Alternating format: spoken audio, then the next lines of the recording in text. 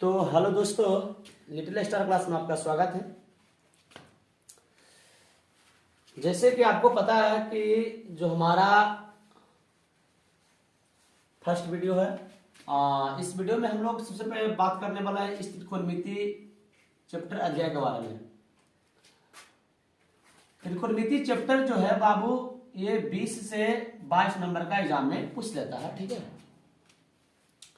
और अगर जिस बच्चा को त्रिकोणमिति भली भांति समझ में आ जाता है तो एग्जाम निकालना सबसे इजी हो जाता है। कहने का मतलब त्रिकोणमिति सबसे इजी चैप्टर है, और अगर कहा जाए तो जिसको समझ में ना आवे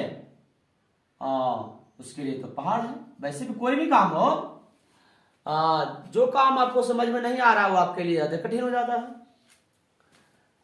तो नहीं समझने का दो ही कारण हो सकता है, या तो आप क्लास रेगुलर नहीं किए होंगे, और दूसरी कारण है कि जो आपको सर जी ने फार्मूला दिए हैं उस फार्मूला को कंप्लीट नहीं किए होंगे। इन दोनों कामों में से अगर किसी एक में आप हैं तो यकीन मानिए आपसे ये नहीं बनने वाला है पूरी से पूरी तरह से। अगर दोनों काम आपका कंप्लीट है तो फिर रुकने की कोई बात नहीं है, आपका गाड़ी चलते जाएगा, कोई दिक्कत नहीं होने वाला है। तो आज जो हम लोग से बात करेंगे त्रिकोणमिति के बारे में। देखो, त्रिकोणमिति जो 20-22 नंबर के बहुत मजे से पूछता है, कोई दिक्कत की बात नहीं। त्रि मीन्स 3 और एंगल मीन्स कोण होता है, मिति माने होता है बच्चा मापना। क्या होता है बोलो? त्रि मीन्स 3 बोलेगा, ऐसे काम नहीं चलेगा। कोण मीन्स एंगल और मिति मीन्स मापना, ठीक है। मतलब 3 कोणों की माप को हम लोग त्रिकोणमिति कहते हैं, ठीक है ना। आगे जैसे कि आपको पता है, अगर वैसे एग्जाम में नहीं पूछता लेकिन अगर आपके दोस्त भैया या कोई पूछ दिए अच्छा बताओ जो त्रिकोणमिति पढ़ रहा है, तो उससे पहले तो हमको बताओ कि मैथ के पिता किसे कहा जाता है। तो देखो, मैथ की तो कोई एक वैज्ञानिक मिलकर नहीं बनाया है ना, इसमें कई वैज्ञानिक ने काम किया इस मैथ पर, तब जाके एक मैथ तैयार हुआ पूरी तरह से। परंतु ऐसा कहा जाता है कि मैथ के क्षेत्र में ज्यादा काम करने वाला आर्यभट्ट नामक एक व्यक्ति थे, जिन्होंने शून्य का आविष्कार किया था। शून्य के आविष्कार, जी हाँ बिल्कुल सही सुने। आर्यभट्ट नामक एक व्यक्ति थे जिन्होंने शून्य के बारे में खोज किया था। इसलिए अभी तक तो यही पता बाबू कि कहा जाता है कि मैथ के जो पिता आर्यभट्ट को कहा जाता है, ऐसा, ठीक है। परंतु इस समझ से हमको मतलब नहीं है। एग्जाम में आपको आर्यभट्ट और पाइथागोरस ये सब का नाम नहीं पूछने वाला है, कम जल में का कब हुआ।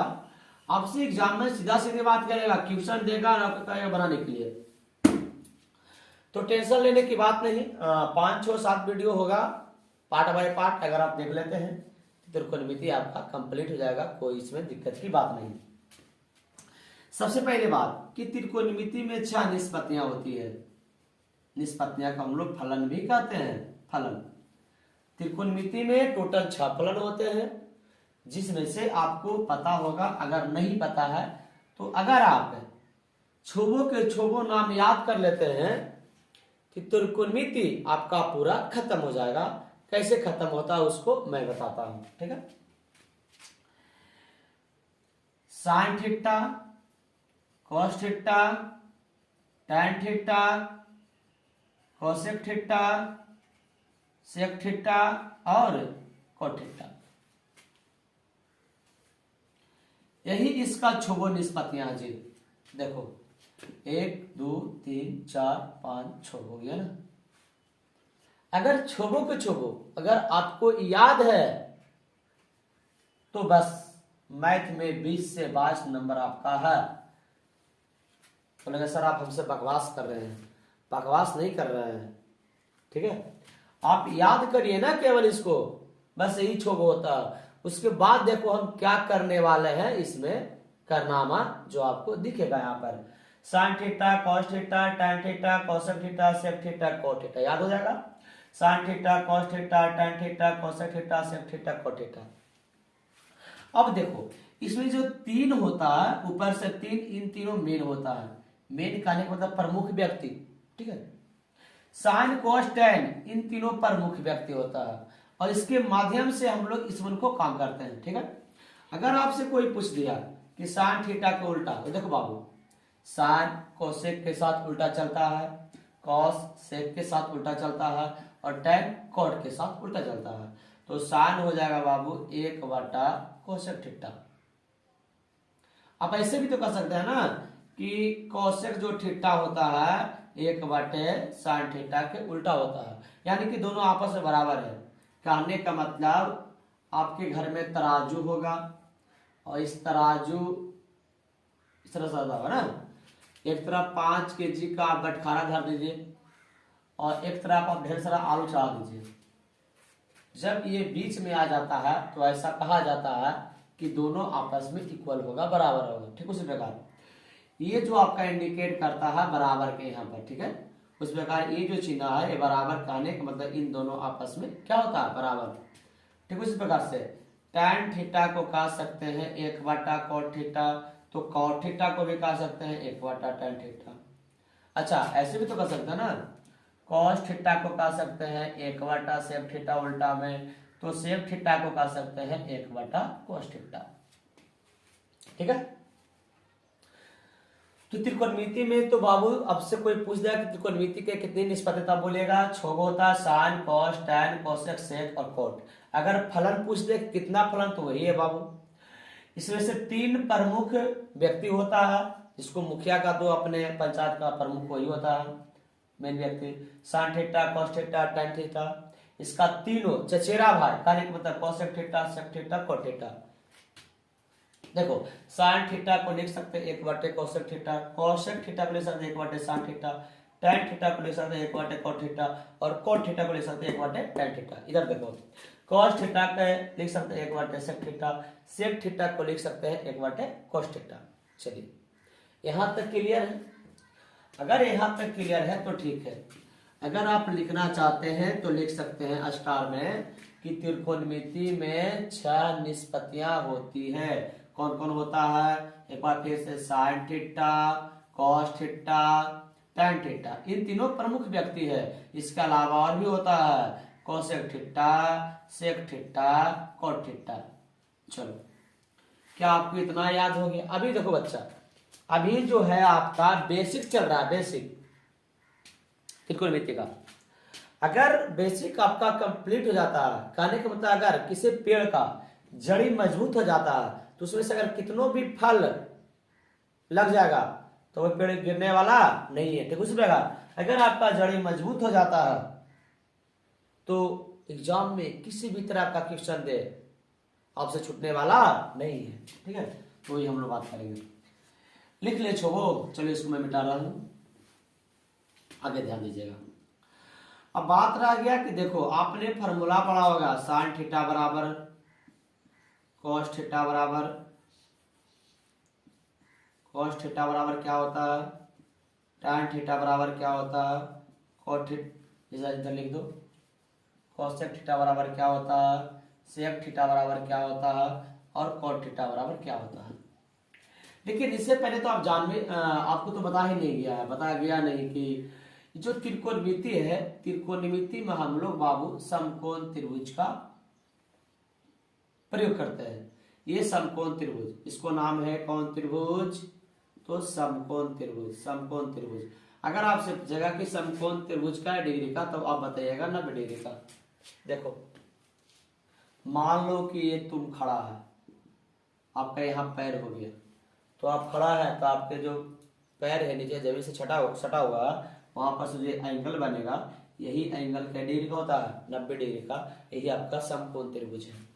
बाकी जो आपके पास 2 एंगल बच गया है, एक इधर बच गया एक इधर बच गया है, इसको नाम है न्यून कोण। क्या नाम है जी, न्यून कोण। इसको भी क्या नाम है, न्यून कोण। तब बोलेगा सर न्यून कोण किसे कहते हैं, तो सुनो, न्यून कोण होता है जो 0 डिग्री से बड़ा और 90 डिग्री से छोटा होता है, वही न्यून कोण है। कहने का मतलब 90 से छोटा 89 भी हो सकता है, 78 भी हो सकता है, 45 कुछ भी हो सकता है, 40 भी हो सकता है, 45 कुछ भी, 37.5 डिग्री भी हो सकता है, कुछ भी हो सकता है। 90 से छोटा हो गया बस यही न्यून कोण आपका हो गया, कोई दिक्कत नहीं है। तो समझिएगा, सिंपली आपको याद रखना है कि त्रिकोणमिति में समकोण त्रिभुज का ही प्रयोग किया जाता है। आइए तो ध्यान दीजिएगा, यह हो गया आपका त्रिभुज जिसको आपने नाम दिया, कौन त्रिभुज जी? तो नाम दिया समकोण त्रिभुज। जी हाँ। देखो बाबू, आपके घर में सीढ़ी होगा और सीढ़ी कुछ इस टाइप से छत से और धरती से संपर्क में लगता है। तो सीढ़िया के की बोला जी? बताओ तो। तेरा बोला है हमने कर्ण। की बोला है? कर्ण। देखो ना, एकदम एकदम कौन टाइप की जो खड़ी है ना, तो कानस हो गया कर्ण। एकदम लंबा है बेचारा, सीधा एकदम खड़ा, इसका लंबा आदमी को लंबुआ कहते हैं, यानी लंब हो गया। तो लंब हो गया, कर्ण हो गया, तो नीचे वाला को नाम एक और है आधार। ये हिंदी में हो गया। अगर कोई बच्चा इंग्लिश में जानना चाहता है, जिसको बोलते हैं हाइपोटेनस बोलते हैं, जिसको एच से सूचित करते हैं, इसको परपेंडिकुलर बोलते हैं, इसको पी से लिखते हैं, इसको बेस बोलते हैं, जिसको बी से लिखते हैं। अब इसी के सहारे से, इस फिगर के सहारे से हम लोग छोबो फॉर्मूला निकालने वाले हैं। रटना नहीं है, गलत रटना नहीं है, हम लोग फॉर्मूला के यहां पर निकालेंगे। कैसे निकलेगा समझ लो। ई का लिखल है साइन। साइन का मतलब सामने, साइन का मतलब सामने। देखो सामने मैंने एक लकीर खींच दिया, हो गया साइन मतलब सामने। तो देखो इधर से सामने लकीर खींचा तो पहले क्या मिला? लंब, तो यहाँ लिख देंगे लंब। उसके बाद में क्या मिला? कर्ण, तो आप कर्ण दे दीजिए, फॉर्मूला बन गया। साइन के मतलब सामने सामने, सामने सामने लकीर खींचना है, तो लकीर खींचने के सब हमको मिला लंब, लास्ट में मिला कर्ण, तो कर्ण डाल दे, ये आपका एब हो गया। तो कोई दिक्कत? आपको पता है कि इस दुनिया में व्यक्ति दो ही को याद करते हैं, जो एक ज्यादा राजा होता है, ठीक है, और एक गरीब होता है। इस दो को बस, भिखारी को। तो बीच वाला व्यक्ति को भूल जाते हैं। जैसे मिडिल फैमिली से, जो मिडिल फैमिली से बिलोंग करते हैं, मतलब उस व्यक्ति को जल्दी मतलब याद नहीं करते हैं। तो कहने मतलब हम भी अभी कोस को फॉर्मूला नहीं लिखेंगे, पहले किसका लिखेंगे? टैन का। देखो टैन का पहला चट्टी लिख ले एकदम लंबा, तो आप भी लंबा लकीर खींचिए। तो लंबा खींचा तो क्या मिला बच्चा? लंब मिला। और नीचे में क्या मिला? आधार, तो लंब बटा आधार हो गया। नीचे से बच गया तो मिला दीजिए। मिलाने समय पहले आधार मिला, फिर कर्ण मिला, बीच वाला छुट्टल था, तो आप बीच वाला में पूरा कर दीजिए। आपको जैसे पता है कि साइन को उल्टा कॉस से, कॉस के से टैन के कॉट, तो इसका लंब बटे कर्ण, तो इसका हो जाएगा बाबू कर्ण बट्टा लंब। इसका आधार बटे कर्ण, तो इसका हो जाएगा कर्ण बट्टा आधार। इसका आधार बटे लंब, इसका लंब बटे आधार, तो इसका हो जाएगा आधार बट्टा लंब। तो आपको छोबो को छो फॉर्मूला याद हुआ? अगर याद नहीं हुआ तो एक बार फिर से वीडियो को देख लीजिएगा, कन्फर्म कि आपको याद हो ही जाएगा। अगर फॉर्मूला आपको याद हो जाएगा तो मैथ बनाना बिल्कुल इजी। देखो बच्चा, अगर आपके पास बंदूक है, गन है, और आपके पास गोली ना रहे, तो बताओ क्या कोई काम का है? कोई काम का नहीं। कहने का मतलब आपके पास मैथ पढ़ा हुआ है और फॉर्मूला आपको याद नहीं है, तो क्या आपसे मैथ बनेगा? नहीं बनेगा। तो कहने का मतलब हम लोग पहले फॉर्मूला पर कमांड बनाएंगे। फॉर्मूला जैसे ही बन जाएगा कमांड, हम लोग जैसे अगले वीडियो में मिलेंगे तो हम लोग इस पर क्वेश्चन बनाना शुरू कर देंगे, ठीक है। तो आज की सेवा बाबू यहाँ तक, फिर मिलेंगे अगले वीडियो में।